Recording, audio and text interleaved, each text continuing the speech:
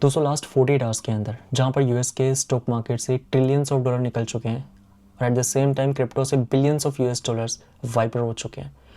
अब यहाँ पर इस टाइम पर इन्वेस्टर्स की तरफ से हमें कंसर्न देखने मिल रहा है कि हमने ट्विटर एंड टेलीग्राम के ऊपर जो कॉपर को लेकर पोस्ट शेयर किया था, कॉपर जो कि यहाँ पर इंडस्ट्रियल मेटल है जो कि फाइनेंशियल मार्केट्स को इम्पैक्ट करता है।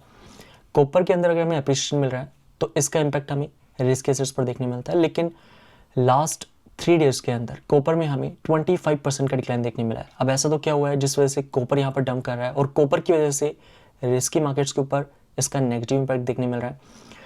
दोस्तों यहाँ पर लास्ट कुछ महीनों के अंदर हम क्या देख रहे थे कि यूएस के अंदर आने वाले हर एक प्रोडक्ट के ऊपर टैरिफ इंप्लीमेंट किया जा रहा था, लेकिन हाल ही के अंदर डोनाल्ड ट्रंप की तरफ से कॉपर के ऊपर टैरिफ इंप्लीमेंट नहीं किया जाता। अब यहाँ पर टैरिफ नहीं लगाया गया है तो ये तो गुड न्यूज़ होना चाहिए, लेकिन इसका नेगेटिव इम्पैक्ट कैसे आ रहा है? जो यहाँ पर यूएस के अंदर लोकल प्रोड्यूसर्स हैं वो यहाँ पर अब यूएस के अंदर कॉपर को ज़्यादा प्राइस के ऊपर सेल नहीं कर पाएंगे। क्यों? अगर कॉपर के ऊपर यहाँ पर टैरिफ नहीं लगाए तो बाहर की कंट्री से सस्ते प्राइस के ऊपर कॉपर के यूएस में इंपोर्ट करना आसान रहेगा।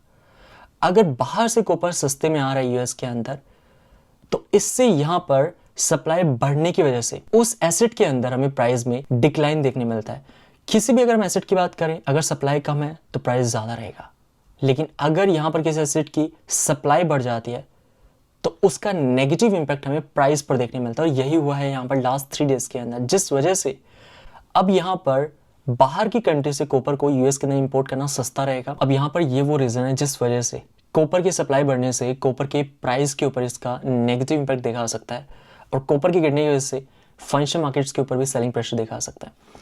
दोस्तों यहाँ पर आज वीडियो में हम बात करने वाले हैं बिटकॉइन इथेरियम को लेकर। सो फर्स्ट ऑफ ऑल अगर हम यहाँ पर बात करें बिटकॉइन डोमिनेंस को लेकर, जहाँ पर 22 जुलाई को इस वीडियो में हम बात कर रहे थे क्यों यहाँ पे मार्केट के अंदर में केयरफुल रहना है। ये तो हम लास्ट 2 वीक से चैनल पे बात कर रहे हैं, हमें मंथली क्लोजिंग का वेट करना है क्योंकि मार्केट के अंदर हमें इंपॉर्टेंट डिसीजन इस महीने की मंथली क्लोजिंग के साथ मिलेगा, यानी जुलाई मंथ की क्लोजिंग के साथ देखने मिलेगा, जहाँ पर इस वीडियो में देखा जा सकता है। अभी टाइम पर आपको ध्यान ये रखना है कि फ्यूचर ट्रेडिंग को अवॉइड करना है। फ्यूचर्स के अंदर अगर आपने पोजीशन लेकर रखी है, अगर आप प्रॉफिट में चल रहे हो तो अपने प्रॉफिट को बुक करते रहें, क्योंकि बिटकॉइन डोमेन जिस लेवल के ऊपर ट्रेड कर रही है ये बिटकॉइन डोमेन का एक स्ट्रॉन्ग सपोर्ट एरिया है। अगर हम यहाँ पर इसे नीचे की तरफ ब्रेक कर देते हैं, इट मीन्स यहाँ पर लास्ट 2 ईयर्स का जो अपट्रेंड है बिटकॉइन डोमेन का वो ब्रेक हो चुका है। उसके बाद बिटकॉइन डोमेन के अंदर जो नेक्स्ट टारगेट है वो 51% कह रहा हूँ, बट जब तक यहाँ पर सपोर्ट लाइन को बिटकॉइन डोमेन ब्रेक नहीं करती, बिटकॉइन डोमेन के यहाँ पर रिकवर होने की जो प्रोबेबिलिटी है वो यहाँ पर बनती नजर आती है। यहाँ पर बिटकॉइन डोमिनेंस के अंदर अगर हम 60 के लेवल को देखते हैं, यहाँ पर देखा जा सकता है कि हमें जुलाई मंथ की क्लोजिंग भी 60 के ऊपर ही देखने मिली है। लास्ट टाइम हमें नवंबर के अंदर 60 के ऊपर क्लोजिंग देखने मिली थी और उसके बाद डोमिनेंस यहाँ पर 55% से जाती है 65% के ऊपर।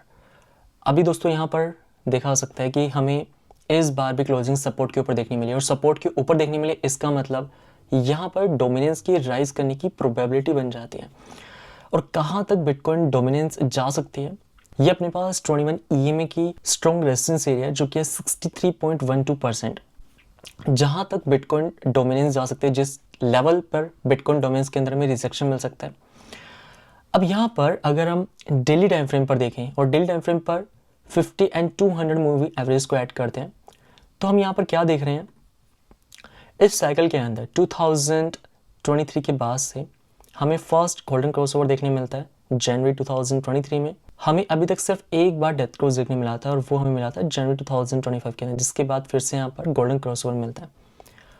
आने वाले दिनों के अंदर डेली टाइम फ्रेम के अंदर हम डेथ क्रॉस एक्सपेक्ट कर सकते हैं बिटकॉइन डोमिनेंस के अंदर। अभी तक यहाँ पे कंफर्म नहीं हुआ, ये हमें आने वाले दिनों के अंदर देखने मिलेगा। एट द सेम टाइम अगर हम वीकली टाइम फ्रेम पर देखें तो जहाँ पर अपने पास स्ट्रॉन्ग सपोर्ट ट्रेंड लाइन निकल कर रहा था 61% कह रहा हूँ, अब यहाँ पर 61% के ऊपर अपने पास 50 वीकली मूविंग एवरेज का सपोर्ट भी है और साथ ही में लॉन्ग टाइम फ्रेम का सपोर्ट ट्रेंड लाइन भी निकल कर आता है।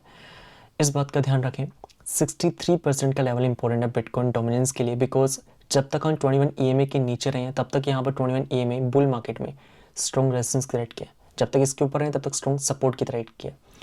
लास्ट ईयर यहाँ पर हम 21 EMA को नीचे ब्रेक करते हैं लेकिन फिर से इसे रिक्लेम कर लेते हैं। ये वो टाइम रहता है जहाँ पर हमें बैक टू बैक मार्केट में फर्ट देखने मिलते हैं, राइट। तो यहाँ पर हमें 63% के लेवल को वॉच करना है एंड अपकमिंग डेज के अंदर डेली टाइम फ्रेम के अंदर हमें डेथ क्रॉस भी देखने मिल सकता है। जहाँ तक बात है मंथली के अंदर, सो मंथली के अंदर हम 60 के ऊपर ट्रेड कर रहे हैं।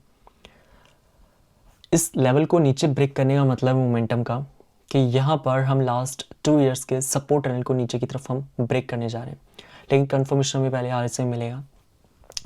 एंड अगर हम यहाँ पर इथेरियम की बात करते हैं, सो इथेरियम के अंदर 4000 का लेवल, जहाँ से एक बार फिर से हमें रिजेक्शन देखने मिल रहा है।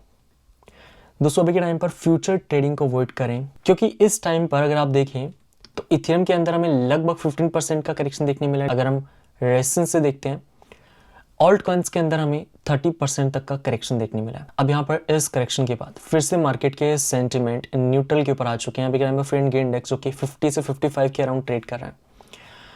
लास्ट टाइम हम यहाँ पर 50 के रेंज में थे जून के अंदर। अब सवाल ये आता है कि यहाँ पर क्या बिटकॉइन के अंदर टॉप लग चुका है, क्या मार्केट के अंदर करेक्शन मिलने वाला है, या अगर हम USD डोमेन्स की बात करते हैं। सो फर्स्ट ऑफ ऑल अगर हम बिटकॉइन के साइड से देखें, सो यहाँ पर बिटकॉइन के वीकली टाइम फ्रेम के अंदर जिस रेजिस्टेंस से हम मोमेंटम के अंदर मार्च में रिजेक्ट हुए लास्ट ईयर, उसके बाद दिसंबर में लास्ट ईयर रिजेक्ट हुए, एंड 2025 के अंदर हम जुलाई के अंदर मल्टीपल टाइम्स इस रेजिस्टेंस ट्रेंड लाइन से रिजेक्ट हुए। और अगर हम देखें तो जब भी हम मोमेंटम के अंदर रेजिस्टेंस रिजेक्ट हुए, वो बिटकॉइन के लिए टॉप रहा है। यहाँ पर देखा सकते हैं दिसंबर के अंदर भी जब हम रेजिस्टेंस रिजेक्ट हुए वो बिटकॉइन के लिए टॉप था। एंड अभी के टाइम पर अगर हम देखें तो एक बार फिर से रेजिस्टेंस से में रिजेक्शन मिल रहा है और बिटकॉइन ने यहाँ पर इसी टाइम के आसपास अपना टॉप कंफर्म किया। अब सवाल ये आता है क्या बिटकॉइन के अंदर हमें फर्दर करेक्शन देखने मिलेगा। अगर बिटकॉइन में करेक्शन आता है तो ओवरऑल मार्केट के ऊपर इसका नेगेटिव इंपैक्ट देखने मिलेगा। अब बिटकॉइन के यहाँ पर करेक्शन को समझने के लिए अगर हम USD डोमिनेंस के चार्ट पर जाते हैं, मंथली टाइम फ्रेम के अंदर अभी भी यहाँ पर USD डोमिनेंस अगर हम मोमेंटम साइड से देखते हैं जो कि सपोर्ट रेजिस्टेंस के बीच में कंसोलिडेट कर रहा है। दोस्तों ये रेंज स्क्वीज होती जा रही है। अगर हम टाइम फ्रेम देखते हैं तो 1100 डेज से ज़्यादा का हमें टाइम होने लगा है और लास्ट 3 ईयर से हम यहाँ पर सपोर्ट रेजिस्टेंस के बीच में कंसोलिडेट कर रहे हैं। अगर हम यहाँ पर टाइम फ्रेम निकालें तो अपने पास नेक्स्ट 30 डेज का टाइम है जहाँ पर ये चैनल स्क्वीज हो जाने वाला है। या तो हमें ब्रेकआउट देखने मिलेगा या फिर ब्रेकडाउन देखने मिलेगा।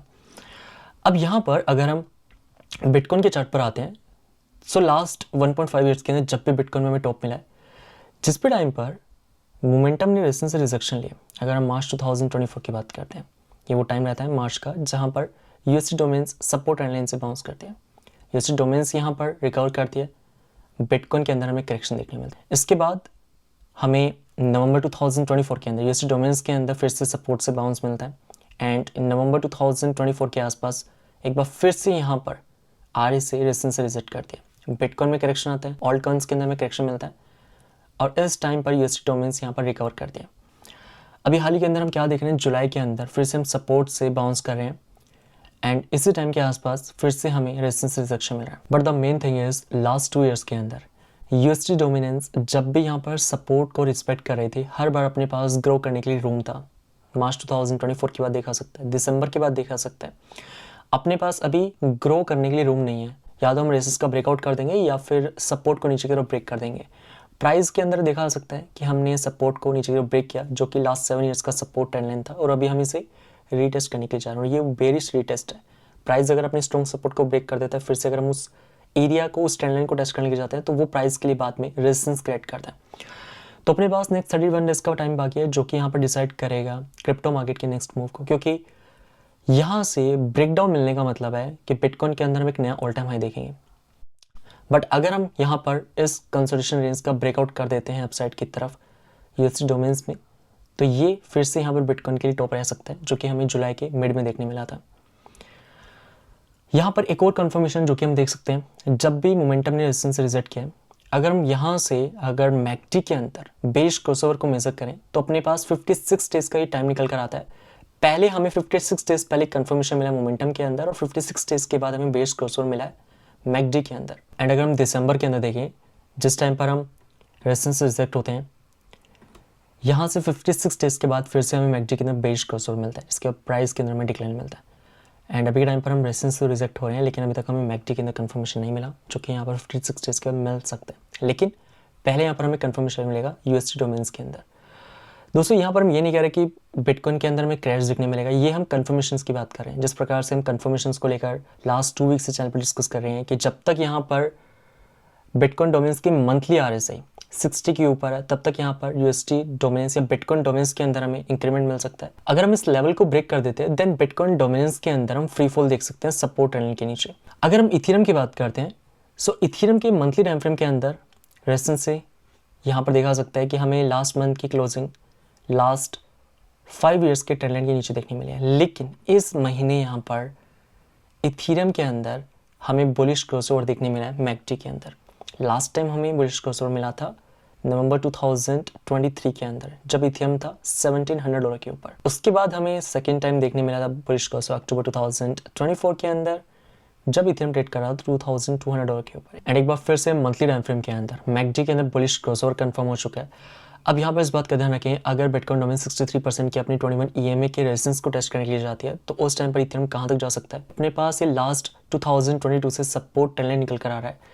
अगर बिटकॉइन डोमेन 63% पर जाती है, तो इथीरियम यहाँ पर इस ट्रेंड लाइन को टेस्ट करने के लिए आ सकता है, जो कि यहाँ पर 3100 USDT के ऊपर। शॉर्ट टाइम फ्रेम का मार्केट के अंदर पुल बैक आ सकता है। वेल, अगर हम बिटकॉइन एंड इथीरियम के वीकली टाइम फ्रेम के अंदर चार्ट को देखें, जहां पर इथीरियम अपने डाउन ट्रेंड रेजिस्टेंस को, जहां पर हम मार्च 2024 से रिजेक्ट कर रहे थे RSI में, इसे हम ब्रेक करते हैं जून के लास्ट वीक में।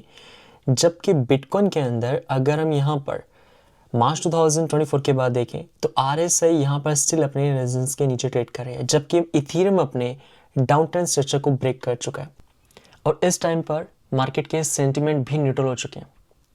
ज़्यादातर इन्वेस्टर्स मार्केट में लिक्विडेट हो चुके हैं, क्योंकि ऑल्ट कॉइन्स 30% 35% तक डिक्लाइन कर चुके हैं। इस टाइम पर अगर आप फ्यूचर्स में ट्रेड करें, तो फ्यूचर्स को अवॉइड करें। दोस्तों, यहाँ पर जिन कन्फर्मेशंस को लेकर इस वीडियो में बात करें, इनके ऊपर हमें नजर बनाकर रखनी है। बाकी चार्ट्स के अपडेट हम अक्सर टेलीग्राम चैनल के ऊपर शेयर करते रहेंगे, और आपका क्या ओपिनियन है कमेंट करके जरूर बताएं। अगर आपको इस वीडियो से ज़्यादा से भी इन्फॉर्मेशन मिले, लाइक कमेंट दबाना मत भूलें। बाकी मिलते हैं फिर आपसे नेक्स्ट वीडियो में, तब तक के लिए जय हिंद, वंदे मातरम।